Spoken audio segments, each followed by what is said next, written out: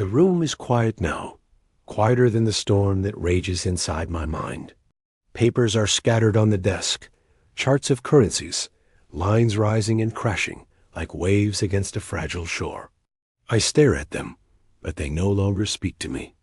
They are only ghosts of decisions already made.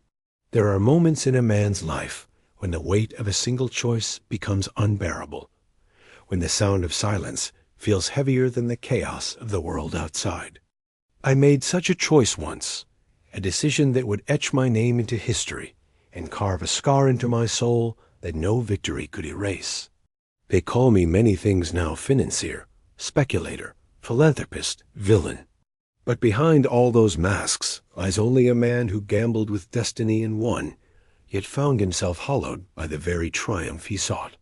It was the fall of 1992, a season when Europe held its breath. I remember that night with a clarity that is almost cruel. The city outside was restless, but my office was dim, lit only by the cold glow of desk lamps and the relentless hum of telephones. My team whispered numbers into the air, calculations stacked upon speculations, but their voices blurred into a single trembling question. Would I dare? Would I wager everything on a fracture I sensed within the beating heart of Europe's financial system? The pound sterling was faltering, trapped within the rigid frame of the exchange rate mechanism. The government clung to it with desperate hands, but I could see it slipping, inch by inch, toward the abyss. Most men saw stability, a fortress too strong to breach. But I saw weakness hiding behind the facade of strength, cracks widening under the strain of impossible promises. There is a particular solitude in moments like this. You stand at the edge of a cliff while the world sleeps behind you. Your own reflection becomes your only adversary. My advisors argued, their voices sharp with fear, but I heard them as though through water.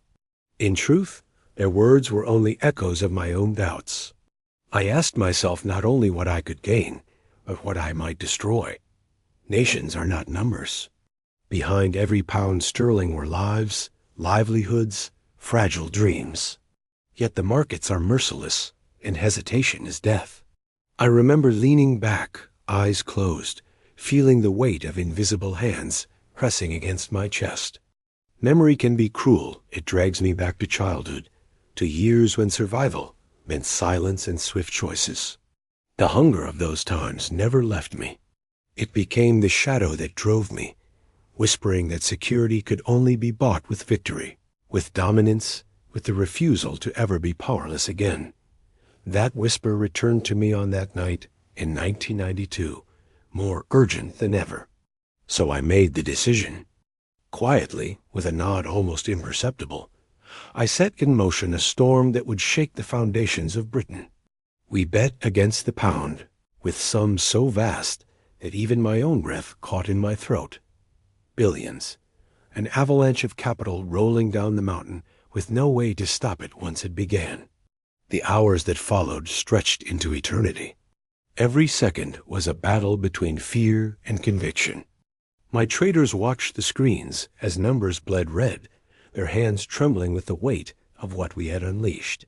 The government fought back, raising interest rates to crushing heights, burning through reserves in a futile attempt to defend their currency. But the tide was against them, and I knew it. There was a moment small, almost ordinary, when the certainty struck me like a blade. A headline flickered across the wires, a minister's voice breaking under pressure, a signal that the fortress was collapsing. The Bank of England had no ammunition left. The pound was doomed, and in that instant, victory was sealed. The world remembers what happened next. The newspapers screamed Black Wednesday. Britain capitulated, withdrew from the ERM, and the pound fell into freefall. My fund reaped $1 billion in profit within a day. The headlines crowned me the man who broke the Bank of England. To some, it was brilliance, audacity, a triumph of intellect. To others, it was ruthless, destructive, unforgivable. But what the headlines never captured was the silence that followed, the silence inside me. For while the world applauded or condemned, I sat alone, and wondered what line I had crossed. Had I merely played the game that the markets allowed? Or had I, with one cold decision, torn at the fragile fabric of a nation's stability? They tell the story as if it were clean, simple, a chess move executed with elegance. But they do not hear the echo of that night. They do not hear the screams of traders who lost everything on the other side of the bet, the whispers of families whose mortgages became chains, the sigh of governments forced into retreat. I hear them still. You might think victory tastes sweet, but it is not sweetness that lingers. It is bitterness, sharp and enduring. There is no euphoria in realizing that your power can topple walls meant to hold societies together. There is only the realization that you have crossed into a realm where your shadow looms larger than entire nations. And once you enter that realm, you cannot leave unchanged. That night made me. It gave me wealth beyond measure, influence that stretched across borders. Yet it also carved a wound into me that has never healed. For every triumph is also a loss, the loss of innocence, the loss of the illusion that one can wield power without consequence. I became both legend and ghost, a man who carried within him the paradox of victory that feels like defeat. In the years that followed, I was haunted by that decision. Every new venture, every foundation I built, every speech I gave in the name of democracy or freedom, each was shadowed by the question, was I building or was I only trying to atone? Philanthropy became my mask, but inside the mask, the question never left. There is a loneliness in wealth that no one speaks of. The higher you climb, the more fragile the air becomes, until you realize you are alone at the summit. People no longer see you. They see what you represent. They fear you, envy you, hate you, worship you, but they do not know you. And perhaps, in the quiet of my own nights, I do not know myself. I still remember the sound of the phones that night, their shrill cries like sirens, pulling us deeper into the storm. My traders' voices rising with each new order, the screens glowing like windows into another world. And I remember the moment when I stepped away, just for a breath, into the corridor outside. The silence of that hallway felt like the silence of a tomb. I stood there, pressing my palm against the wall, and whispered to myself, "What have you done?" The truth is, I did not stop to answer. Because in the markets, there is no time for answers, only for action. The reckoning comes later, in the stillness, when the world is no longer watching. That reckoning is endless. It follows me even now. Some say I am proud of what I did, that I boast of breaking the Bank of England. They are wrong. Pride is too simple a word. What I feel is something darker, something heavier.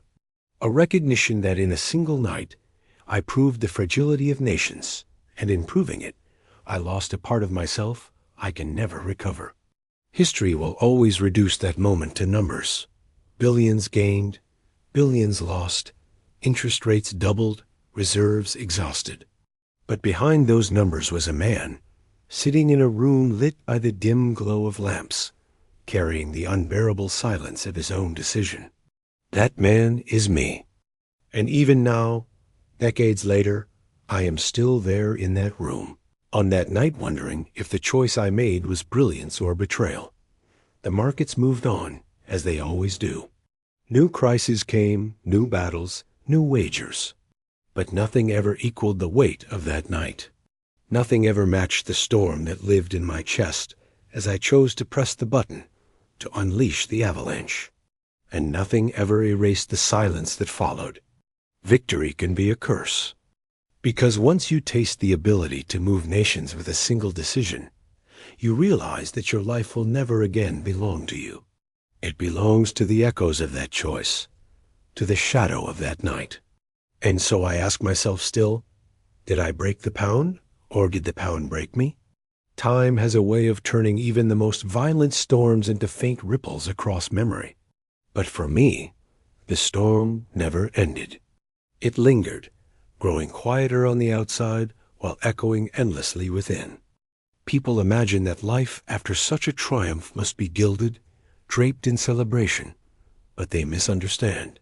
The morning after victory is often the darkest. When the headlines named me the man who broke the Bank of England, I felt none of the exhilaration they expected. Instead, I felt the cold hand of realization. The world had changed, and so had I. In the days that followed, my phone did not stop ringing. Banks, ministers, journalists, some called in rage, others in awe, some simply in fear. My face appeared on front pages across the globe, painted alternately as a genius and as a destroyer. To many, I was no longer George Soros. I was a force, a shadow moving through markets, a figure capable of dismantling the illusions of stability. Yet when I looked at myself in the mirror, I saw only a tired man whose eyes carried too many sleepless nights. The money, of course, came pouring in. $1 billion in profit within a single day. More followed in the weeks after, as the pound continued its descent. Investors praised me, poured their faith into my fund, swelling it with capital and ambition. Outwardly, it was the apex of my career, proof of everything I had worked for. But inwardly, it was a moment of estrangement. For with every congratulation, I felt the gap between myself and the world widen. They saw only the outcome, never the cost. There is something corrosive about power when it is measured not in words or armies, but in numbers that can erase or create fortunes overnight. That night in 1992, I realized I could move entire nations with a keystroke. And once you understand that you can, the question that gnaws at you is whether you should. What right does one man have to push against the will of governments, to shake the lives of millions in pursuit of a calculated truth? I asked myself that question endlessly in the years that followed, but the answers were elusive. The markets are a mirror of human folly, of fear and greed, of hope and despair. And I, by betting against the illusions of governments, was only holding the mirror steady. That is what I told myself. Yet the mirror reflects both ways. I saw myself, too, in its depths ambitious, restless, unwilling to accept the world as it was, always needing to bend it toward what I believed it should be. Wealth became my tool, but also my prison. I turned increasingly toward philanthropy, funding causes that promised to mend the fractures of society, to strengthen the very democracies I had profited from destabilizing. Some saw hypocrisy in it, others redemption. But the truth is more complicated. Philanthropy was not about redemption. It was about control, the same desire that led me to bet against the pound, channeled now into politics and civil society. If I could influence markets, why not influence nations more directly? If my decision could topple a currency, could my wealth not also nurture freedom or protect fragile rights? But the world does not see nuance. It sees only shadows. To my critics, I became a villain cloaked in wealth, manipulating governments and societies from behind the curtain. To my supporters, I became a beacon, proof that money could be wielded not just for profit, but for purpose. Both were wrong. I was neither hero nor villain. I was merely a man who carried the unbearable burden of choices, amplified by wealth, until they shook the ground beneath entire continents. And always, beneath it all, the memory of that night in 1992 remained, like a wound that refused to heal. Every new decision, no matter how distant from finance, seemed to echo with its shadow. I would sit in meetings with world leaders, discussing democracy, human rights, open societies, and somewhere in the back of my mind, I would hear the echo of telephones ringing, the rush of traders' voices, the collapse of the pound. You see, power leaves scars, and not all scars are visible. The world saw me rise, saw me build a reputation, saw me pour billions into causes I deemed just. But what they did not see was the solitude that came with it. Wealth isolates you. People no longer approach you for who you are, but for what you can give, what you can decide, what you can move. Every conversation becomes a negotiation, every relationship a transaction. I found myself surrounded by voices, yet endlessly alone. And in the quiet moments, I asked myself again and again, was it worth it? Was the victory worth the silence that followed? I sometimes return, in memory, to that night after the decision. The office empty at last, the city outside hushed beneath the weight of what had been unleashed. I remember stepping out onto the balcony, the air sharp with autumn chill, and looking down at the streets below. People walked, unaware of the tremors passing beneath their feet, unaware that a decision made in shadows was about to alter the value of their wages, their savings, their homes. And I stood there, watching, feeling both omnipotent and powerless at the same time. For what is power, really, when it cannot shield you from your own conscience? The truth is that power magnifies loneliness. The higher I climbed, the more I understood that there would be no final victory, no moment of rest where I could say the game was finished. The markets are endless. The battles never cease. And even philanthropy, meant to soothe the conscience, becomes another battlefield where motives are questioned, outcomes doubted, intentions twisted. People ask if I regret it. That night, that decision, that wager that made me infamous. My answer is complicated. I do not regret seeing the truth others missed, nor do I regret acting upon it. But I do regret the illusion I once held, that victory would bring peace, that wealth would bring freedom. Instead, it brought shackles invisible yet heavy, binding me to a narrative I can never escape. Perhaps that is the true price of a single decision. Not the billions won or lost, not the headlines written or the reputations forged, but the permanence of it. One choice, one night, one nod of the head, and your life is forever divided into before and after. I often wonder what would have happened if I had chosen differently. If I had stepped back, allowed caution to overtake ambition, allowed the pound to survive unchallenged. Would I have lived a quieter life, forgotten by history, spared the scrutiny and the solitude? Or was the storm inevitable, whether through me or another? The market punishes illusions, and perhaps the illusion of the pound's stability was destined to fall. If not by my hand, then by someone else's. But history does not deal in hypotheticals. It deals in scars, in the marks left behind by decisions that cannot be undone. And my scar is permanent. When I am alone, in the silence of late nights, I sometimes hear it again, the sound of telephones, the sharp cries of traders, the sudden hush when the collapse became undeniable, and then the silence. Always the silence. That is what lingers, what outlasts everything else. The world will remember me as the man who broke the Bank of England. They will remember the billion-dollar profit, the audacity, the brilliance, or the ruthlessness. They will not remember the silence. But I will, because that silence is mine alone.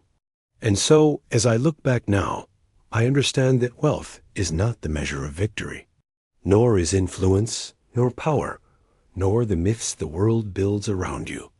The true measure lies in the weight you carry when the world grows quiet and you are left alone with your choices. I made a decision once. It gave me everything I thought I wanted, and it left me with everything I never wished to bear. Perhaps that is the essence of ambition, to reach for the heights, only to find the air too thin to breathe. And if there is one truth I have learned, one lesson carved into me by the storm of that night, it is this: the greatest victories leave the deepest scars, and the silence that follows will never let you forget.